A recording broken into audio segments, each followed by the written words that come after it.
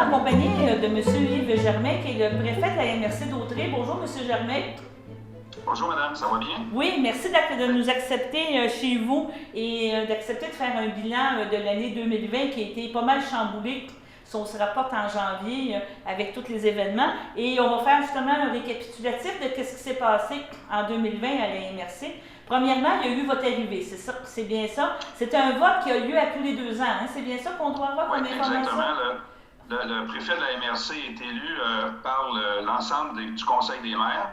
Donc, il y a 2 modèles de MRC au Québec. Il y en a un modèle qui est élu, le préfet est élu au suffrage universel comme un maire, par exemple, ce qui n'est pas le cas dans d'autres. Donc, ce sont mes collègues qui m'ont élu comme préfet pour occuper le siège pendant 2 ans. C'est exactement ça. C'était au mois de novembre 2019. Donc, vous avez rentré en poste, on pourrait dire officiellement en janvier, parce qu'il n'y avait pas eu de conseil en décembre. C'est ça, exactement. C'est ça. Donc c'est un baptême du feu. Là. En janvier, on commence par apprendre tous les services. Là, on fait le tour des services de la MRC. C'est ce que je suis en train de faire. Puis j'avais l'objectif, j'en avais parlé à mes collègues à la table des maires, que l'année 2020 serait une année de planification stratégique. On essaie de faire ça tous les 5 ans pour savoir un peu où est la MRC, où est-ce qu'on veut aller, qu'est-ce qu'on veut développer. Et là est arrivé notre mot en P, la pandémie. Donc, ça a changé la donne un petit peu au mois de mars. Ouais, c'est ça. Mais on veut juste vous présenter aussi comme personne. Vous êtes à la table des préfets, vous êtes maire de Saint-Didas, c'est bien ça? Je ne me trompe pas? Oui, à la fin de mon 2e mandat actuellement. OK. Et vous étiez maire seulement, ça va faire 8 ans, j'imagine, l'année prochaine avec les prochaines élections. Et votre intérêt pour le monde municipal vient de où? Et vous venez de où? Vous êtes... En fait, moi, Saint-Didas puis d'Autrey, c'est mon lieu natal. Je suis né à Saint-Didas. J'ai des racines familiales très profondes dans le secteur de Brandon, surtout Saint-Barthélemy, tout ce coin-là. Mon enfance se passait ici parce que j'ai pas vécu ici toute ma vie, mais on avait gardé la maison familiale qui date de 1859. C'est mon arrière-grand-père, maison que j'habite toujours, que j'ai rénovée. À ma retraite, en 2012, j'ai fait une entreprise que j'ai vendue dans le coin de la Beauce. Je suis revenu à mes amours. J'avais le goût de me réinstaller dans mes terres. Et en venant au conseil municipal comme spectateur, j'ai dit, je pense que je peux faire un beau travail ici. Je me suis présenté à une élection et j'ai gagné. Et ça, c'est mon 2e mandat. Donc, l'intérêt vient du fait que je voulais améliorer mon milieu. J'avais, je pense, un certain talent, des connaissances. Puis les gens m'ont fait confiance, puis ils m'ont refait confiance une 2e fois, puis ça va bien actuellement. OK. Donc, c'est ça, bienvenue. Si vous me parlez de la Beauce, vous êtes sûrement entrepreneur. C'est une pépinière quand même de beaucoup de compagnies ou d'innovations qu'il y a eu là. Donc, c'est sûr que peut-être votre esprit d'entrepreneur aussi a joué un rôle là, en disant à Saint-Didas, on peut peut-être trouver des façons de valoriser la municipalité et tout. Là. Je pense que c'est un prérequis de savoir un petit peu connaître un peu la gestion parce qu'on arrive dans des gros souliers. Hein. C'est municipal, même si c'est une petite municipalité, c'est très complexe. Il y a des gouvernements, il y a des programmes, il y a des différents ministères. Puis c'est sûr que si on n'est pas habile en gestion, c'est long, l'apprentissage est long. Donc ça a été un peu plus facile pour moi. Puis, on voit les résultats, on a fait avancer beaucoup nos projets, on a amélioré notre communauté. Et c'est ce que j'ai fait valoir, moi, à la table des maires. Donc, je pouvais améliorer peut-être ce qu'on faisait, même si ça va très bien. On a toujours des défis. Et les gens m'ont fait confiance également à ce moment-là. Ah, ben félicitations. Donc, si on fait un petit peu le résumé, vous me disiez qu'en janvier, vous aviez comme planifié pour l'année 2020, de refaire de la planification stratégique, de revoir les plans d'action, des choses comme ça. Vous avez travaillé sur ça janvier, février, c'est ça qu'on comprend? Absolument. On commençait à mettre en branle un peu je dirais, une pré-planification. Puis là, on commençait à voir un peu les nouvelles là, qui s'amplifiaient au niveau mondial. Et en début mars, j'ai regardé un peu ce qui se passait en Europe. Je lisais des documents de là-bas.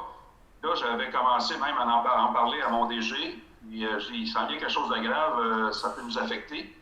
Et je vous dirais que 3 jours avant que le premier ministre déclare l'état de crise sanitaire et qu'il envoie tout le monde chez eux, j'avais déjà fait une rencontre avec notre DG et notre directeur des technologies pour leur dire, écoutez, là, si demain matin, on s'en va tous chez nous, qu'est-ce qu'on fait? Est-ce qu'on opère? Est-ce qu'on fonctionne quand même? Et puis, notre directeur de technologie dit, monsieur le préfet, dit, donnez-moi 24 heures, quelques milliers de dollars, puis je vous organise ça. Tout le monde s'en va chez eux, puis personne ne va rien voir la différence. OK.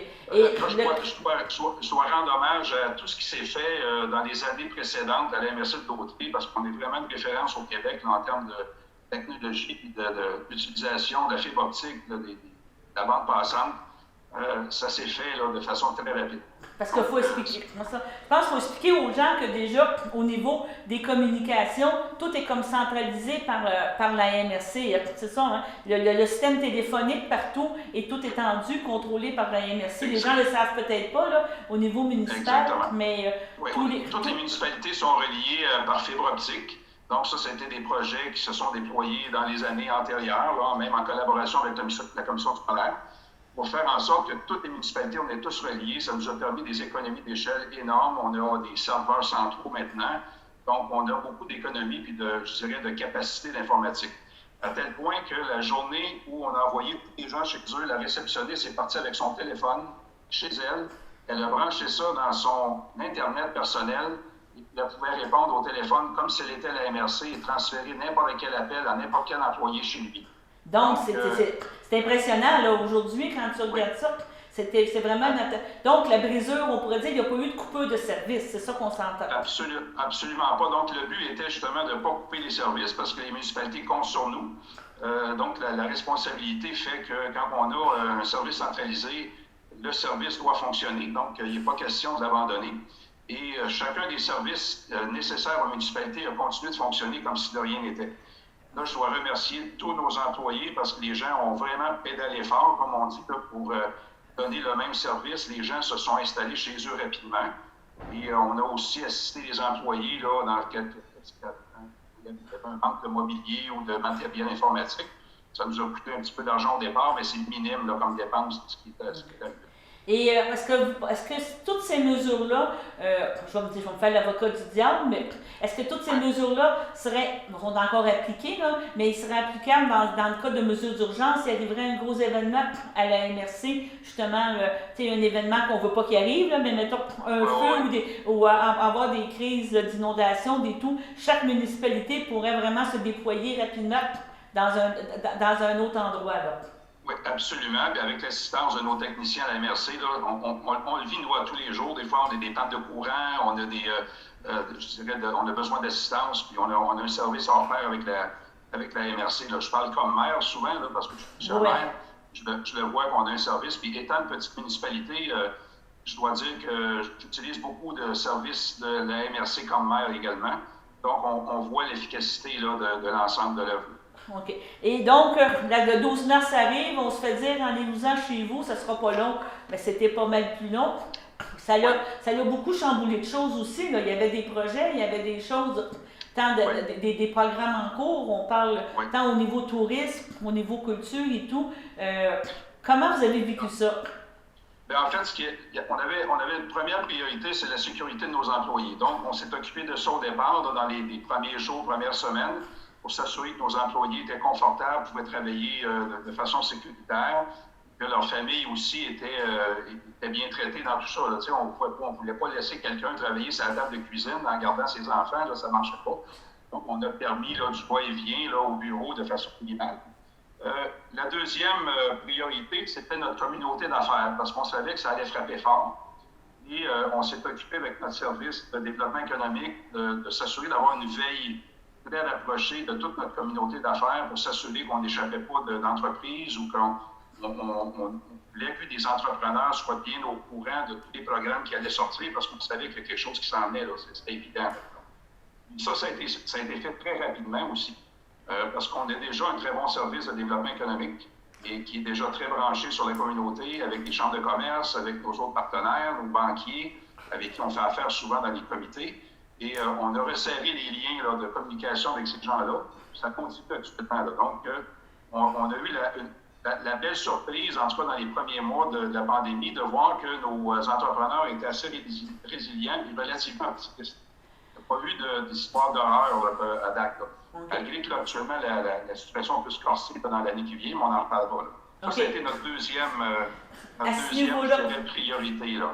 à ce niveau-là, je ne veux pas vous mettre en boîte, mais je sais qu'il y a eu des prêts, il y a eu des relations avec l'Investissement Québec. Est-ce que vous savez un petit peu comment la MRC elle a eu un fonds, là, il y a eu quand même un montant qui Oui, en fait, on a eu des fonds additionnels, puis on a eu des dégagements de fonds dans nos programmes. On a eu des sommes qu'on peut prêter à nos entrepreneurs. Ça a été fait rapidement. Il y en a qui s'en sont prévalus. Il y en a déjà beaucoup. Je dirais que j'ai demandé souvent, parce que j'étais président du comité de développement économique avant d'être préfet. Je posais souvent la question et on me répondait, Monsieur le préfet, là, ça va bien à date, ça va bien. Nos entrepreneurs sont en bonne santé, ils étaient en bonne santé avant la pandémie. Donc, ça va prendre un certain temps avant qu'on voit des vrais problèmes. Donc, mais il y a eu effectivement des congés de paiement qu'on a autorisés à certains entrepreneurs. Parce que ça s'est fait de façon, je dirais, là, tout à fait graduelle. Il n'y a pas eu de personne qui s'est échappée en deux craques de chaise, comme on dit. Oui, d'accord. Par la suite, c'est ça, vous me parlez développement économique, les entrepreneurs. Au niveau culturel, c'était un petit peu plus difficile, tourisme et tout. Je pense aussi qu'il y a eu de l'aide, qu'il y a eu des choses qui ont été faites. Oui, en fait, au niveau culturel, c'est sûr et certain que les artistes et le milieu culturel a été frappé très fort, comme on le sait, là, tout le monde en parle au Québec. Donc, ce qui est arrivé, c'est qu'il y a eu des programmes ou des projets qui ont été retardés ou carrément annulés parce que ça ne pouvait pas avoir lieu à cause des mesures. Donc, on a rapatrié des sommes, on a redéployé des montants. Puis, il y a un projet qui était global, qui s'appelle Résiliard, dans lequel on a eu une participation de 6 municipalités qui ont fait des programmes, ça a servi de levier finalement. Il y a un 30 000 qui a été dépensé là, relativement rapidement, ajouté rapidement au bout de quelques mois. Ça a pris quand même pour mettre tout ça en branle.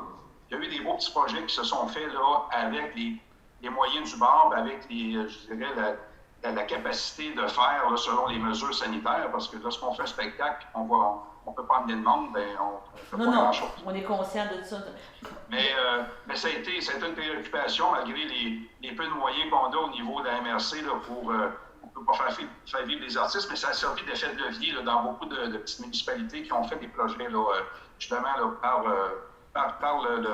le support de ce programme-là, Résiliard. OK. Ça fait d'accord, on fait juste une courte pause, puis on est prêt à prendre un bon verre d'eau, puis on va continuer de parler, on parlera d'environnement et de sécurité civile. Excellent, parfait.